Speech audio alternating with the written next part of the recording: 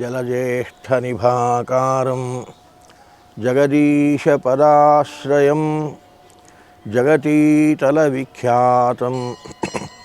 ಜಗನ್ನಾಥಗುರುಂ ಭಜೆ. ಮನವಚನಕತಿದೂರ ನೆನೆವರನನುಸರಿಸಿ ತಿರುಗುವನು ಜಾಹ್ನವಿ ಜನಕ. ಜನರೊಳಗಿದ್ದು ಜನಿಸುವ ಜಗದುದರ ತಾನು. ಘನಮಹಿಮ ಗಾಂಗೇಯನುತ ಗಾಯನವ ಕೇಳುತ್ತ ಗಗನಚರವಾಹನ ದಿವೌಕಸರೊಡನೆ ತಿರುಗುವನು ಮನೆ ಮನೆಗಳಲ್ಲಿ.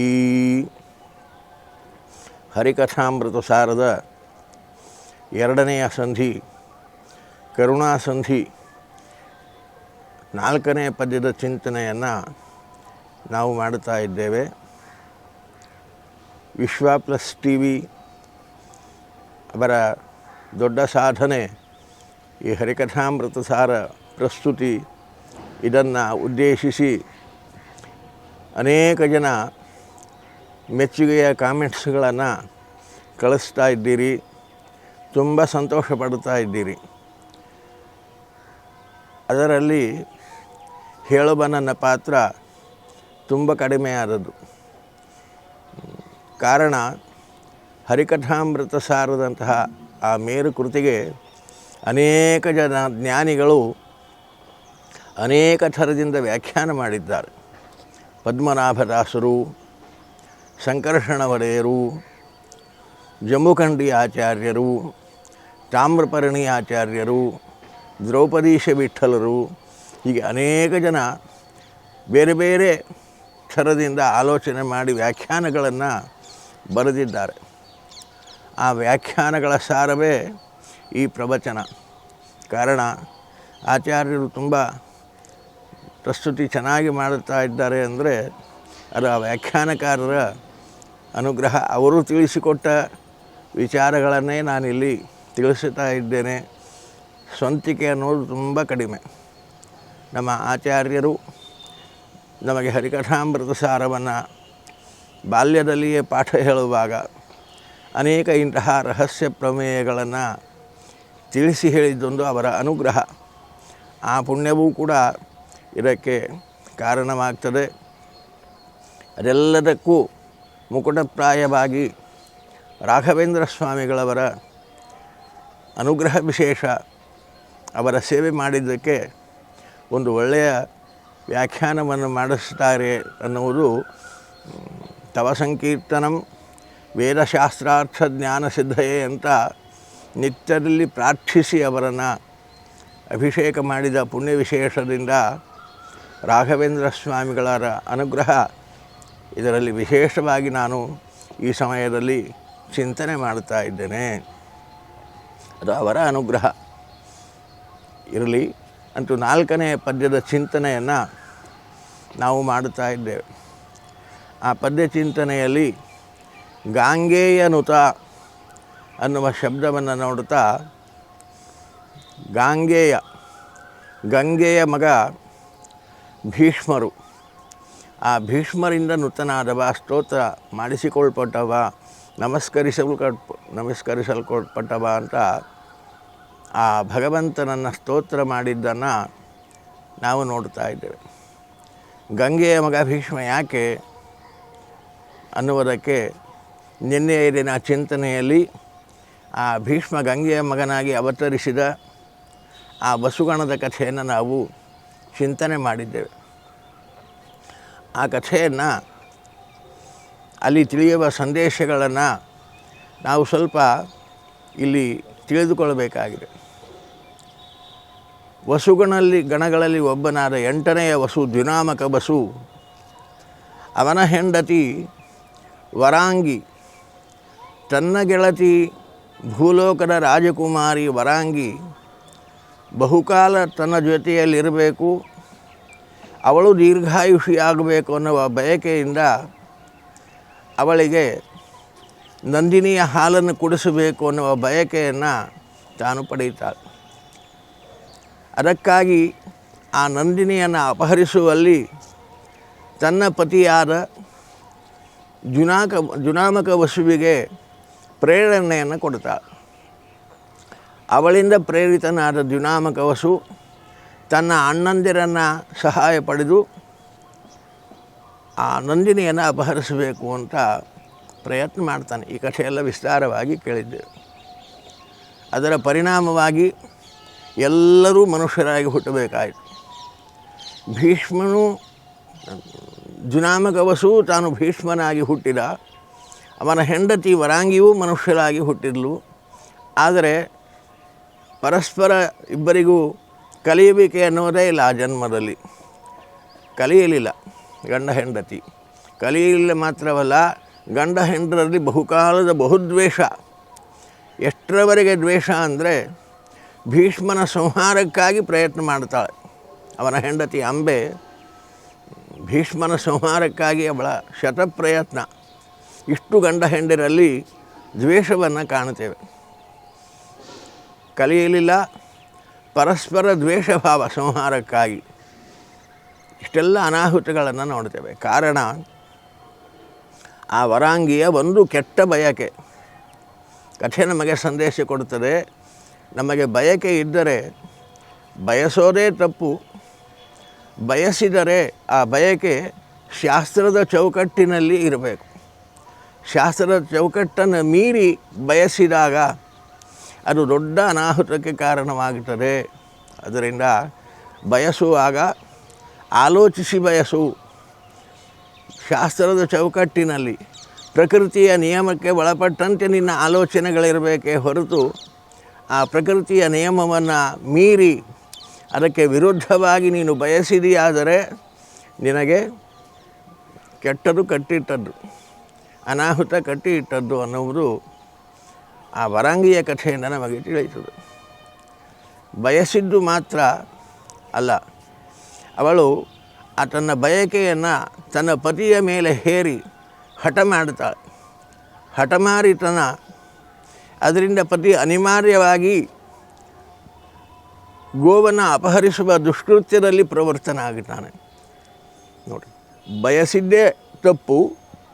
ತಪ್ಪಾದದ್ದನ್ನು ಬಯಸಿ ಹಠದಿಂದ ಮತ್ತೊಬ್ಬರಿಗೆ ಕೆಟ್ಟದನ್ನು ಪ್ರೇರಣೆ ಮಾಡುವುದು. ಈ ಹಠಮಾರಿತನ, ಅತಿಯಾದ ಕೋಪ ಇದು ಎಂದಿಗೂ ಒಳ್ಳೆಯ ದಾರಿಯಲ್ಲಿ ನಮ್ಮನ್ನು ಕೊಂಡೊಯ್ಯೋದಿಲ್ಲ ಅನ್ನುವುದನ್ನು ಈ ಕಥೆ ನಮಗೆ ತುಂಬ ಚೆಂದಾಗಿ ಸಂದೇಶವನ್ನು ಕೊಡ್ತದೆ.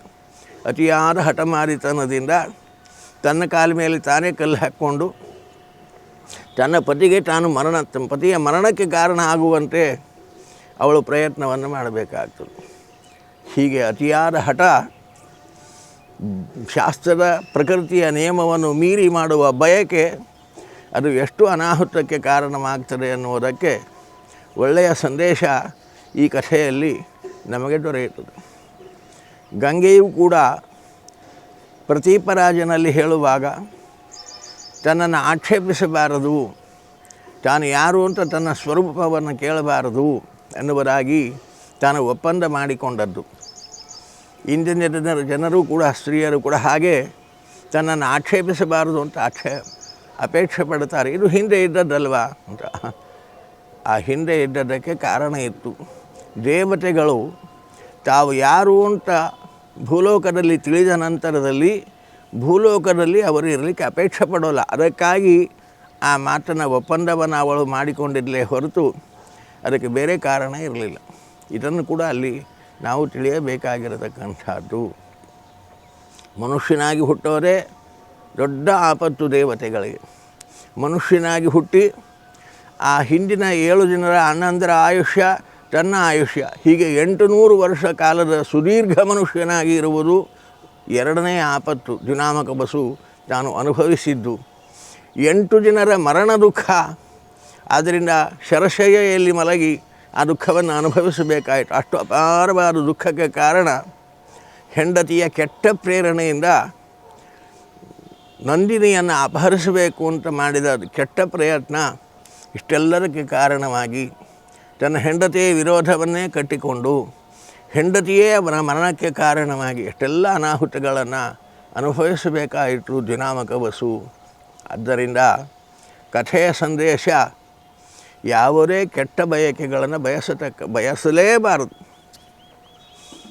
ಆದರೂ ಮನುಷ್ಯ ಸ್ವಭಾವ ಬಯಸ್ತದೆ. ಬಯಕೆ ಪ್ರಕೃತಿಯ ನಿಯಮಕ್ಕೆ ಒಳಪಟ್ಟು ಇರಲಿ, ಶಾಸ್ತ್ರದ ಚೌಕಟ್ಟಿನಲ್ಲಿ ಇರಲಿ.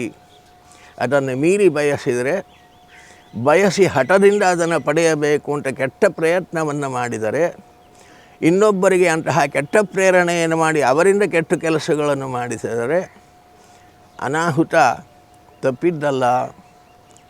ಎಲ್ಲರೂ ಅದರ ಪರಿಣಾಮವನ್ನು ಅನುಭವಿಸಬೇಕಾಗ್ತದೆ ಅನ್ನುವ ಅದ್ಭುತವಾದ ಸಂದೇಶವನ್ನು ಈ ಕಥೆಯಲ್ಲಿ ನಾವು ತಿಳಿಯಬಹುದಾಗಿದೆ. ಹೀಗೆ ಗಾಂಗೇಯನುತ ಅನ್ನುವ ಶಬ್ದದ ಚಿಂತನೆಯನ್ನು ನಾವು ಮಾಡ್ತಾ ಮುಂದೆ ಹರಿಕಥಾಮೃತ ಸಾರಕಾರರು ಅಂತಾರೆ, ಘನ ಮಹಿಮ ಭಗವಂತ ಎಂಥವ ಘನ ಮಹಿಮ, ಅಪಾರವಾಗಿರತಕ್ಕಂತಹ ಮಹಿಮೆ ಅವನದ್ದು. ಇಂತಹ ಅಪಾರ ಮಹಿಮನಾದ ಭಗವಂತ ತಾನು ಅಪಾರ ಮಹಿಮನಾದರೂ ಕೂಡ ಗಾಯನವ ಕೇಳುತ್ತಾ ತನ್ನ ಭಕ್ತರು ಭಕ್ತಿಯಿಂದ ಮಾಡಿದ ಗಾಯನವನ್ನು ತಾನು ಸ್ವತಃ ಕೇಳಿ ಸಂತೋಷ ಪಡ್ತಾನೆ. ಭಕ್ತರು ಮಾಡುವ ಗಾಯನ ಭಗವಂತನಿಗೆ ಅತ್ಯಂತ ಪ್ರೀತ್ಯಾಸ್ಪದವಾದದ್ದು. ಆದ್ದರಿಂದ ಹಿಂದೆ ಹೇಳಿದಂತೆ ಭಗವಂತ ನಾರದರಿಗೆ ಒಂದು ಮಾತು ಹೇಳ್ತಾನೆ, ನನ್ನನ್ನು ಎಲ್ಲಿ ಹುಡುಕಬೇಕು, ನಾನು ಎಲ್ಲಿ ಸಿಗುತ್ತೇನೆ ಅಂದರೆ, ಮದ್ಭಕ್ತ ಯತ್ರ ಗಾಯಂತಿ ತತ್ರ ತಿಷ್ಠಾಮಿ ನಾರದ. ನನ್ನ ಭಕ್ತರು ನನ್ನನ್ನು ಭಕ್ತಿಯಿಂದ ಎಲ್ಲಿ ಗಾಯನ ಮಾಡುತ್ತಾ ಇರ್ತಾರೋ ನಾನು ಅಲ್ಲಿ ಇರ್ತೇನೆ, ಅಲ್ಲಿ ನನ್ನನ್ನು ಹುಡುಕರೆ ನಾನು ಸಿಗುತ್ತೇನೆ ಅಂತಾನೆ ಭಗವಂತ ನಾರದರಿಗೆ ಒಂದು ಪ್ರಸಂಗದಲ್ಲಿ ಹೇಳುವಾಗ. ಅದನ್ನಿಟ್ಟುಕೊಂಡು ದಾಸರಂತಾರೆ, ಗಾಯನವ ಕೇಳುತ್ತಾ, ಬರೀ ಗಾಯನ ಕೇಳ್ತಾ ತಾನು ಒಬ್ಬನೇ ಇರೋದಿಲ್ಲ, ಮತ್ತು ಯಾರೊಡನೆ ಇರ್ತಾನೆ ಅಂದರೆ ಗಗನಚರ ವಾಹನ. ಗಗನಚರ ವಾಹನ, ಗಗನಚರ ಅಂದರೆ ಗಗನ ಅಂದರೆ ಆಕಾಶ, ಗಗನಚರ ಆಕಾಶದಲ್ಲಿ ಸಂಚರಿಸುವಂಥದ್ದು ಪಕ್ಷಿಗಳು. ಆದ್ದರಿಂದ ಪಕ್ಷಿರಾಜನಾದ ಗರುಡನನ್ನು ಗಗನಚರ ಅಂತ ಕರೆಯುತ್ತಾರೆ. ಗರುಡ ಗಗನಚರ. ಈ ಗಗನಚರ ವಾಹನ ಅಂದರೆ ಗರುಡನೇ ವಾಹನವಾಗಿ ಉಳ್ಳವನು ನಮ್ಮ ಸ್ವಾಮಿ. ಗರುಡ ವಾಹನನಾಗಿ ತಾನು ನಮ್ಮ ಜೊತೆಯಲ್ಲಿ ಬರ್ತಾನೆ. ನೆನೆಬರನು ಅನುಸರಿಸಿ ತಿರುಗುವನು ಅಲ್ವಾ, ಯಾವ ರೀತಿಯಾಗಿ ತಿರುಗ್ತಾನೆ, ಗರುಡ ವಾಹನನಾಗಿ ತಾನು ನಮ್ಮನ್ನು ಅನುಸರಿಸಿ ಬರ್ತಾನೆ ಅನ್ನುವುದು ಒಂದು ಅರ್ಥ. ಆಕಾಶದಲ್ಲಿ ಸಂಚರಿಸುವುದು ಗಗನಚರ ಅಂತ ನೋಡಿದ್ವಿ. ಆಕಾಶದಲ್ಲಿ ಸಂಚರಿಸುವುದು ಗರುಡ ಮಾತ್ರ ಅಲ್ಲ, ಗಾಳಿ ಕೂಡ ಆಕಾಶದಲ್ಲಿ ಸಂಚಾರ ಮಾಡ್ತದೆ. ಆದ್ದರಿಂದ ಗಾಳಿ, ಅದರ ಅಭಿಮಾನಿ ದೇವತೆ ವಾಯುದೇವರು, ಅವರು ಕೂಡ ಗಗನಚರರು. ಆದ್ದರಿಂದಲೂ ಕೂಡ ಭಗವಂತ ವಾಯುವಾಹನ, ವರದೋ ವಾಯುವಾಹನ ಅಂತ ವಿಷ್ಣು ಸಹಸ್ರನಾಮದಲ್ಲಿ ಭೀಷ್ಮಾಚಾರ್ಯರೇ ಹೇಳುವಾಗ ಭಗವಂತನನ್ನು ವಾಯುವಾಹನ ಅಂತ ಸ್ತೋತ್ರ ಮಾಡ್ತಾರೆ. ಕಾರಣ ವಾಯುವಾಹನ ಅಂತ ಯಾಕೆ ಚಿಂತನೆ ಮಾಡಬೇಕು ಅಂದರೆ, ಜನರೊಳಗಿದ್ದು ಜನಿಸುವ ಜಗದುದರ ತಾನು ಅಂತ ಹಿಂದೆ ಹೇಳಿದರು. ಯಾವುದೇ ಚೇತನ ಹುಟ್ಟುವಾಗ ಆ ಚೇತನನ ಜೊತೆಯಲ್ಲಿ ಭಗವಂತ ತಾನು ಹುಟ್ಟುತ್ತಾನೆ. ನಾವೆಲ್ಲ ಒಮ್ಮೆ ಹುಟ್ಟಿದರೆ ಕೋಟಿ ಕೋಟಿ ಸಂಖ್ಯೆಯ ರೂಪಗಳಿಂದ ಭಗವಂತ ತಾನು ಹುಟ್ಟುತ್ತಾ ಇರ್ತಾನೆ. ಇದನ್ನು ನೋಡಿದ್ವಿ. ಭಗವಂತ ಚೇತನನ ಜೊತೆಯಲ್ಲಿ ಹುಟ್ಟಿಗೆ ಬರುವಾಗ ಜೊತೆಯಲ್ಲಿ ವಾಯುದೇವರು ಇರ್ತಾರೆ. ವಾಯುದೇವರು ಭಗವಂತನನ್ನು ಒಂದು ಹೆಗಲಲ್ಲಿ, ಜೀವನನ್ನು ಒಂದು ಹೆಗಲಲ್ಲಿ ಹೊತ್ತುಕೊಂಡೇ ಬರ್ತಿರ್ತಾರೆ ಜನ್ಮಕ್ಕೆ ಬರುವಾಗ. ಕಾರಣ ಭಗವಂತನನ್ನು ಹೊತ್ತು ತರುವ ವ್ಯಕ್ತಿ, ನಮ್ಮ ಜೊತೆಯಲ್ಲಿ ತಾನು ಕೂಡ ಹುಟ್ಟುವ ಮತ್ತೊಬ್ಬ ವ್ಯಕ್ತಿ, ಅದು ವಾಯುದೇವರು. ಆದ್ದರಿಂದ ಗಗನಚರ ವಾಹನ ಅನ್ನುವುದು ಪ್ರಾಸಂಗಿಕವಾಗಿ ವಾಯುವಾಹನ ಅಂತ ಹೇಳುವುದೇ ಹೆಚ್ಚು ಪ್ರಸ್ತುತವಾಗಿರತಕ್ಕಂಥದ್ದಾಗ್ತದೆ. ಜೊತೆಯಲ್ಲಿ ಬರೀ ಗಗನಚರ ವಾಹನನಾಗಿ ಬರೋದಿಲ್ಲ ಅವನು. ಮತ್ತು ಹೇಗೆ ಬರ್ತಾನೆ? ದಿವೌಕಸರೊಡನೆ. ದಿವೌಕಸರು ಸ್ವರ್ಗವೇ ಆವಾಸ ಭೂಮಿಯಾಗಿ ಉಳ್ಳಂತಹ ದೇವತೆಗಳು. ದಿವೌಕಸರು ಅಂತಾರೆ ದೇವತೆಗಳನ್ನು. ಇಂತಹ ದೇವತೆಗಳ ಗಣವನ್ನು ಕೂಡಿಕೊಂಡೇ ಬರ್ತಾನೆ, ಒಬ್ಬನೇ ಬರಲ್ಲ ಅವನು. ವಾಯುವಾಹನ, ವಾಯುದೇವರನ್ನೇ ಅಥವಾ ಗರುಡನನ್ನೇ ವಾಹನವಾಗಿ ಇಟ್ಟುಕೊಂಡು ಬರ್ತಾನೆ. ಮತ್ತು ಸಕಲ ತನ್ನ ತತ್ವಾಭಿಮಾನಿ ದೇವತೆಗಳ ಪರಿವಾರವನ್ನು ಕೂಡಿಕೊಂಡು ಬರ್ತಾನೆ, ಒಬ್ಬನೇ ಬರಲ್ಲ. ಯಾಕೆ? ನಾವು ಹುಟ್ಟುವಾಗ ನಮ್ಮ ಎಲ್ಲ ಇಂದ್ರಿಯಾಭಿಮಾನಿ ದೇವತೆಗಳು ನಮ್ಮ ಜೊತೆಯಲ್ಲಿ ಬರ್ತಾರೆ. ಪರಮಾತ್ಮ ಅವರನ್ನೆಲ್ಲ ಕೂಡಿಕೊಂಡೇ ತಾನು ಬರ್ತಾನೆ. ಕಣ್ಣಿಗೆ ಅಭಿಮಾನಿ ದೇವತೆ, ಕಿವಿಗೆ ಅಭಿಮಾನಿ ದೇವತೆ, ಮೂಗಿಗೆ ಅಭಿಮಾನಿ ದೇವತೆ, ನಾಲಿಗೆಗೆ ಅಭಿಮಾನಿ ದೇವತೆ, ತ್ವಗಿಂದ್ರಿಯಕ್ಕೆ ಅಭಿಮಾನಿ ದೇವತೆ, ಪಾಣಿ, ಪಾಯು, ಉಪಸ್ಥ ಮೊದಲಾದ ಕರ್ಮೇಂದ್ರಿಯಗಳಿಗೆ ಅಭಿಮಾನಿ ದೇವತೆಗಳು, ನದಿ ಅಭಿಮಾನಿ ದೇವತೆಗಳು, ಹೀಗೆ ಅನೇಕ ಜನ ದೇವತೆಗಳನ್ನು, ಕೋಟಿ ಕೋಟಿ ಸಂಖ್ಯಾಕರಾದ ದೇವತೆಗಳು ಅಭಿಮಾನಿಗಳಾಗಿ ಈ ದೇಹಕ್ಕಿದ್ದಾರೆ. ಆ ಎಲ್ಲ ದೇವತಾ ಗಣವನ್ನು ಸೇರಿಕೊಂಡೇ ಭಗವಂತ ಬರ್ತಾನೆ. ಮನೆ ಮನೆಗಳಲ್ಲಿ ಒಂದು ದೇಹ ಬರುವಾಗ ಅಲ್ಲ, ಪ್ರತಿ ದೇಹ ಬರುವಾಗಲೂ ಇಷ್ಟು ಗಣಗಳು ಅಲ್ಲಿರ್ತದೆ. ಇಷ್ಟು ಜನರ ಸಮೂಹ, ಇಷ್ಟು ದೇವತೆಗಳ ಸಮೂಹವನ್ನು ಕೂಡಿಕೊಂಡೇ ಭಗವಂತ ತಾನು ಬರ್ತಾನೆ, ಒಮ್ಮೆ ಬರುವಾಗಲ್ಲ. ಎಷ್ಟು ಸಲ ತಾಯಿಯ ಗರ್ಭವನ್ನು ಪ್ರವೇಶ ಮಾಡಿ ನಾವು ಹುಟ್ಟಿದರೂ ಕೂಡ ಹುಟ್ಟುವಾಗ ತಾನು ಬರ್ತಾನೆ, ವಾಯುವಾಹನನಾಗಿ ಬರ್ತಾನೆ, ಸಕಲ ದೇವತೆಗಳ ಗುಂಪನ್ನು ಕೂಡಿಕೊಂಡು ಬರ್ತಾನೆ.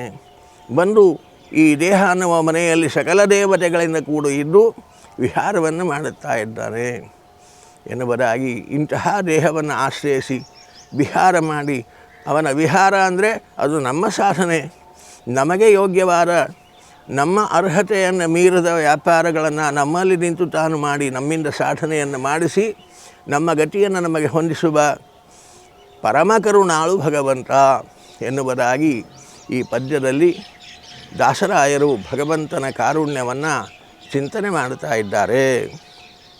ಹೀಗೆ 4ನೆಯ ಪದ್ಯದ ಚಿಂತನೆಯನ್ನು ನಾವಿಂದು ಮಾಡಿದ್ದೇವೆ. 5ನೆಯ ಪದ್ಯದ ಚಿಂತನೆಯನ್ನು ಮತ್ತೆ ನಾಳೆ ಮುಂದುವರಿಸೋಣ. ಮಧ್ವೇಶಾರ್ಪಣಮಸ್ತು. ಶ್ರೀಕೃಷ್ಣಾಯ ನಮಃ.